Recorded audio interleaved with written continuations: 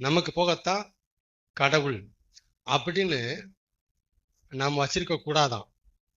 கடவுளுக்கு போகத்தான் நாம, கடவுளுக்கு போகத்தான் எல்லாம் அப்படின்னு நாம வச்சுக்கணுமா. கடவுளுக்கு போகத்தான் நாம, நமக்கு அப்படின்னு இருக்கிறவங்க சர்ச்சுக்கு போறத பிரையாரிட்டி கொடுப்பாங்க, பைபிள் வாசிக்கிறதுக்கு பிரையாரிட்டி கொடுப்பாங்க, ஜெபம் பண்றதுக்கு பிரையாரிட்டி கொடுப்பாங்க.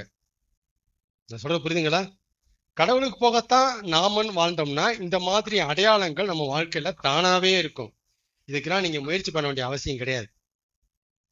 நமக்கு போகத்தான் கடவுள், நமக்கு போகத்தாங்க ஆண்டவர் அப்படிங்கிற அந்த மைண்ட் செட், அந்த தாட் உள்ள இருந்துச்சுன்னா அடுத்த வாரம் போயிட்டா போகுது சர்ச்சுக்கு, சர்ச்சு ஓடியா போகுது. நாளைக்கு படிச்சுக்கோங்க பைபிள, அட காலையில ஜெயிச்சுக்கோங்க, என்னங்க கர்த்தர் கோச்சிக்க மாட்டாருங்க, அங்கங்க இருப்பாரு. புரியுதுங்களா? இந்த மாதிரி ஒரு மைண்ட் செட் இருந்துச்சுன்னா நமக்கு போகத்தான் ஆண்டவர் நம்ம வாழ்றோம்னு அர்த்தம்.